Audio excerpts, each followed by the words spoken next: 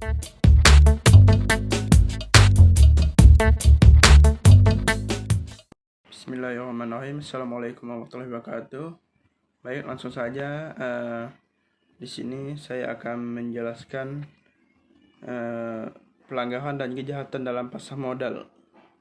Dalam kejahatan dalam pasar modal ini ada dua, pelanggaran di bidang pasar modal dan kejahatan di bidang pasar modal. Pelanggaran di bidang pasar modal mempunyai karakteristik tersendiri yang berbeda dengan jenis pelanggaran di bidang lain. Contohnya, pelanggaran di bidang peraturan undangan ini di bidang pasar modal merupakan hal yang rawan dilakukan oleh pihak-pihak yang terlibat di pasar modal. Pelanggaran di bidang pasar modal merupakan pelanggaran yang sifatnya teknis administratif. Ada tiga pola pelanggaran yang lazim terjadi, yaitu pertama, pelanggaran yang dilakukan secara individual, pelanggaran yang dilakukan secara berkelompok, dan pelanggaran yang dilakukan langsung atau berdasarkan perintah atau pengaruh pihak lain. Yang kedua, kejahatan di bidang pasar modal. Undang-Undang Nomor 8 Tahun 1905 tentang pasar modal UU PM telah menggariskan jenis-jenis tindak pidana di bidang pasar modal seperti penipuan, manipulasi pasar, dan perdagangan orang dalam.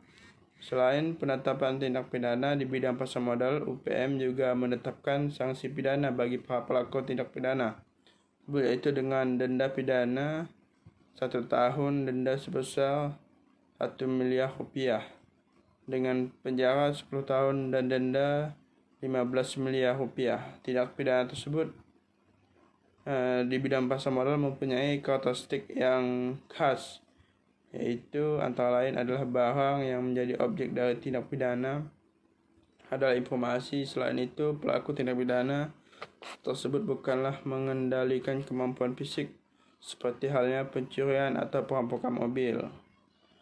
Akan tetapi lebih bermanfaatkan untuk kepentingan pribadi. Selain kedua karakteristik tersebut, masih terdapat karakteristik yang lain membedakan dari pidana lainnya. Itu membuktikan cenderung sulit dan dampak pelanggaran dapat berakibat fatal dan luas. Untuk dapat memahami lebih jauh tentang tindak pidana di bidang pasar modal, berikut ini akan diuraikan secara lebih terinci.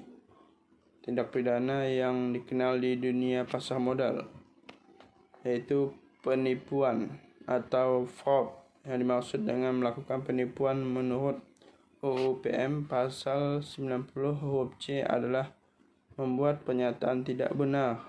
Yang B, manipulasi pasar, market manipulation.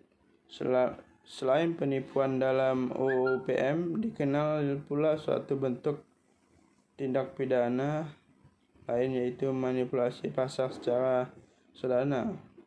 Kegiatan untuk menciptakan gambaran semu atau menyesatkan mengenai kegiatan perdagangan, keadaan pasar, atau harga efek di bursa, atau memberi pernyataan atau keterangan yang tidak benar menyesatkan kinerja harga efek atau di bursa terpengaruh. Ketentuan tentang manipulasi pasar diatur dalam pasal 91, 92, 93 UU PM. Maksud dengan manipulasi pasar menurut PM 91 adalah tindak yang dilakukan oleh setiap pihak secara langsung.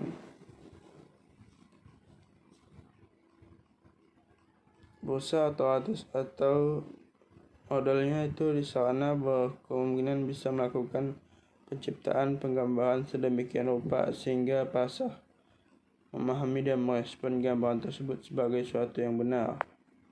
Perbuatan yang termasuk dalam kategori tindak pidana manipulasi pasar versi UU PM menciptakan gambaran pasar modal yang tidak sebenarnya, melakukan transaksi selama 2 kali atau lebih pada efek bursa, dapat berakibat harga efek statement naik atau mengalami akumulasi agar dapat pengaruh pihak lain, membuat pernyataan secara subjektif.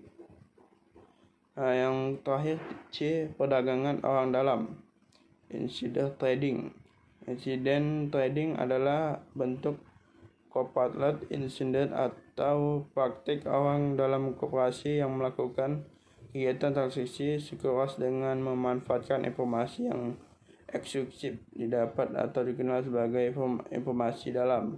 Secara yuridis praktis, kejahatan insider trading dapat dikategorikan sebagai white collar crime, kejahatan kerah putih.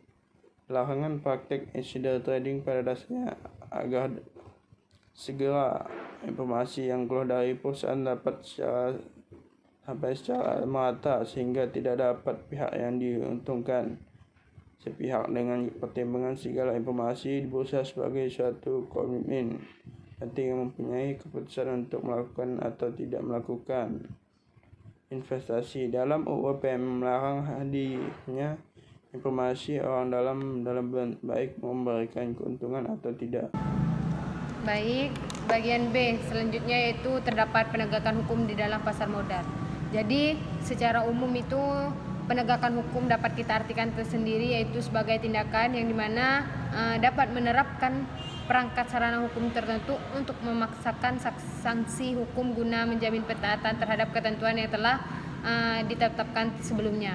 Jadi di dalam pasar modal itu sendiri telah ditetapkan di dalam Undang-Undang Nomor 8 Tahun 1995 tentang pasar modal, yang dimana secara tegas membuat persyaratan dan saksi bagi para pelaku pasar modal, yaitu baik bagi para profesional maupun profesi penunjang.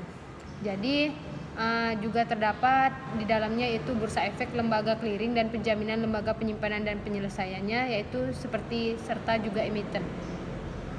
Jadi di sini ini diharapkan di dalam penegakan hukum ini dapat lebih menunjukkan wibawanya sehingga tercipta rasa percaya yang tinggi di hati pemodal. Sehingga dalam pelaksanaan di bidang pasar modal, penegakan hukum sangat penting untuk memberikan kepercayaan di dalam para pemodal itu sendiri. Sehingga dalam pelaksanaan ini pemodal dalam melakukan usahanya sebagaimana telah diatur di dalam pasal 100 UU PM, Bapepam berwenang untuk melakukan pemeriksaan terhadap setiap pihak yang diduga melakukan atau terlibat dalam pelanggaran terhadap undang-undang pasar modal atau peraturan pelaksanaannya.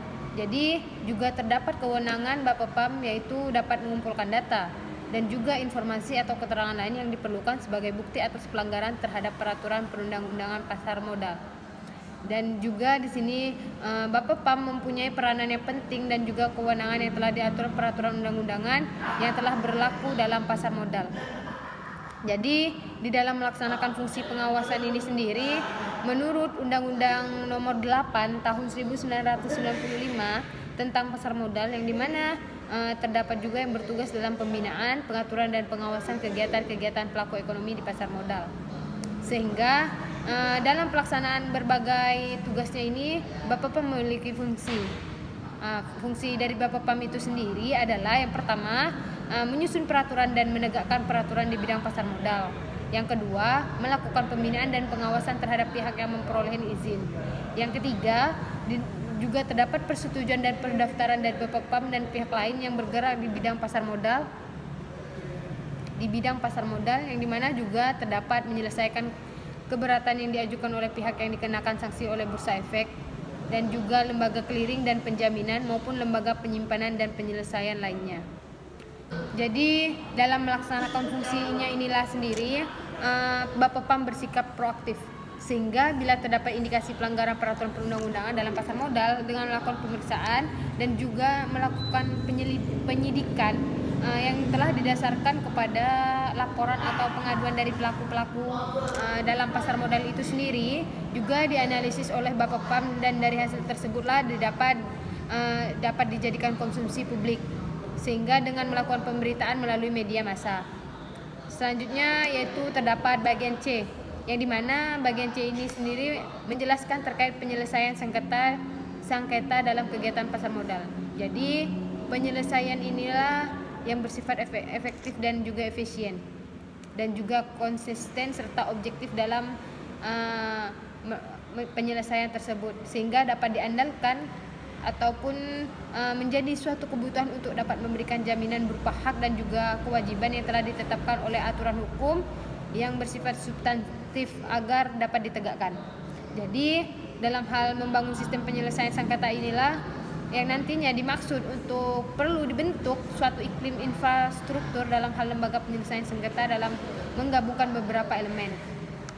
Jadi penyelesaian sengketa bisnis di bidang pasar modal yakni dapat dilakukan melalui pengadilan atau jalur litigasi, dan juga dapat dilakukan di luar pengadilan yaitu jalur non litigasi.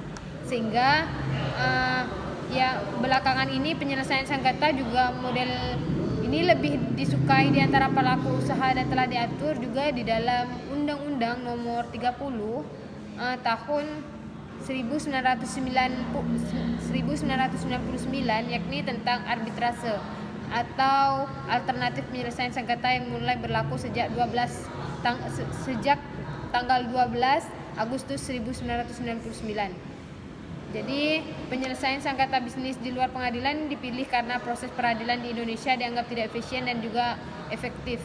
Hal ini disebabkan oleh beberapa hal, antara lain waktunya yang sangat lama, biayanya mahal, dan juga prosedurnya berbelit-belit dan tidak ada jaminan kerahasiaan, dan juga terdapat putusnya bersifat menang atau kalah, dan juga dapat merusak hubungan baik para pihak ya, dan juga hasilnya sulit dieksekusi.